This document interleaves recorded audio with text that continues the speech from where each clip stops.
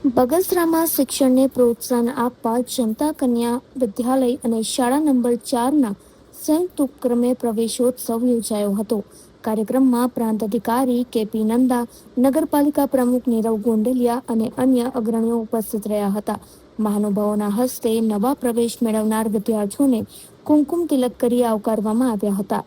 પ્રાંત અધિકારી કેપી નંદાએ વિદ્યાર્થીઓને પ્રોત્સાહિત કરતા જણાવ્યું હતું કે જીવનમાં શિક્ષણનું અનેરું મહત્વ છે.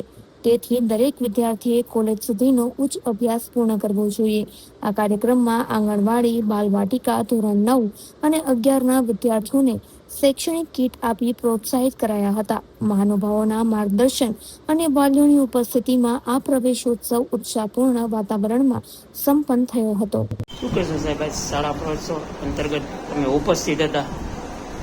આજે શાળા પ્રવેશોત્સવ અને કન્યા કેળવણી મહોત્સવ 2026-27 અંતર્ગત બગસરા શહેરની જનતા કન્યા વિદ્યાલય અને શાળા નંબર 4ના સંયુક્ત ઉપક્રમે જનતા કન્યા વિદ્યાલયની અંદર આજે શાળા પ્રવેશોત્સવ યોજવામાં આવ્યો હતો.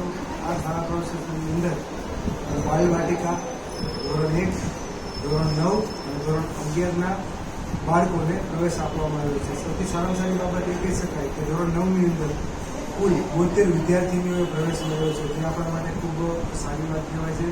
અને કન્યા કેળવણી મહોત્સવને સાકાર કરતો આ કન્યા કેળવણી મહોત્સવ અને પ્રવેશોત્સવ ખૂબ સફળતાપૂર્વક યોજાઈ રહ્યો છે. અને જે બાળકોએ અને વિદ્યાર્થીનીઓએ શાળામાં પ્રવેશ લીધો છે તેનું ભવિષ્ય ઉજ્જવળ બને એવી હું એમને શુભેચ્છા